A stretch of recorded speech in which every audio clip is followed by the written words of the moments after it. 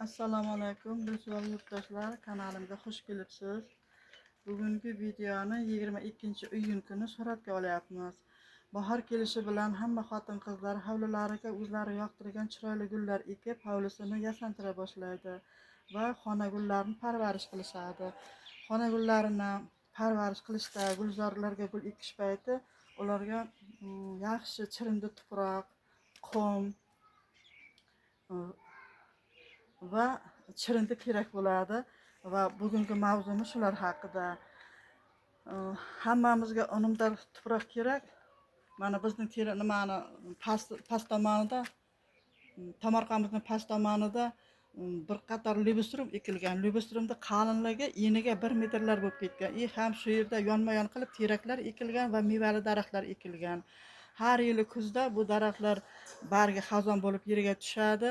Har yil bir-birining ustiga tushaverib, u yerda chirindiga boy, bargli tuproq hosil bo'ladi. O'sha yerga borib gul ekish, gul to'qlarga gul ekish uchun ustidagi xaslarni ozroq sidirib tashlab, tisha bilan 7-8 santimetrda chuqurlikda kavlasa, bu yaxshi bargli tuproq bo'ladi. Uni olgandan keyin yaxshilab betonni ustiga qo'yib quritamiz, chunki unda chuvalchang bo'lishi mumkin. Keyin yana ham gul ekish uchun bizga qum kerak bo'ladi. Hozir qumni ham ko'rsatamiz. Mana yigitlar qurilishga ishlatadigan qum. Bu qumni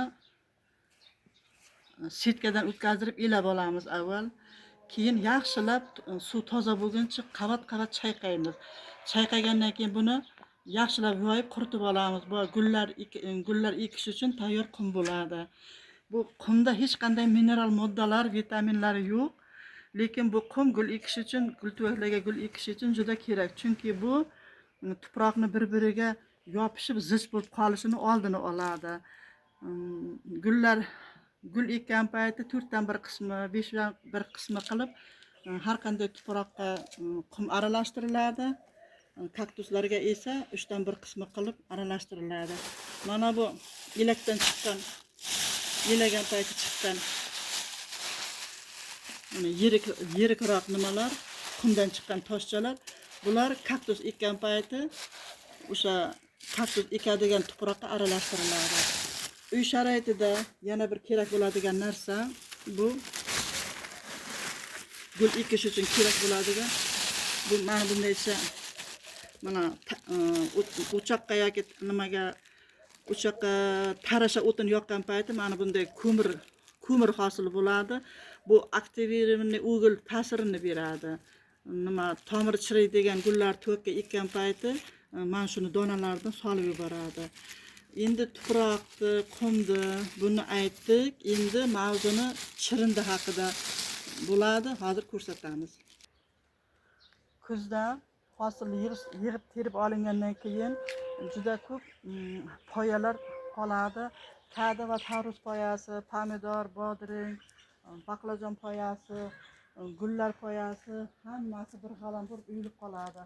Uni bir joyga chuqurroq qilib chuqur qazamizda hammasini bir joyga yig'ishtirib o'sha chuqurga uyib qo'yamiz.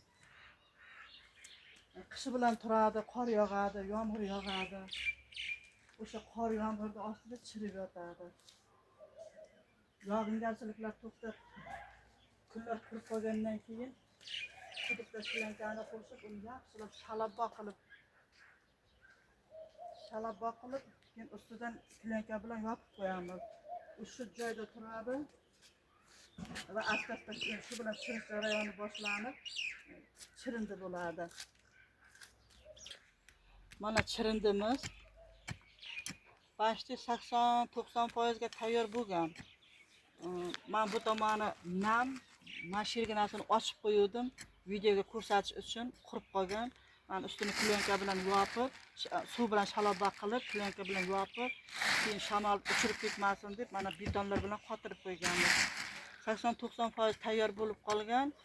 Shu bu yil ham kuzgacha tursa, bemalol gulga ishlatadigan tayyor chirindi bo'ladi. bu chirindini xohlagan odam gulto'klarda gul ekish uchun ishlatishi mumkin. Xohlamagan odam gulzorlarda gul ekish uchun ishlatishi mumkin. Shaxsan o'zim unday ko'p nozik gullarga solmayman, lekin sitkriaziya, tradiskansiya, xlorofitum shunday gullarni ekishga ishlataman, chunki xlorofitum, tradiskansiya, sitkriaziya gullari asparagus, actiniya, piperomiya ular unchalik injiq emas. Mana shunday chirinni qo'shganda ham ular juda yaxshi rivojlanishadi.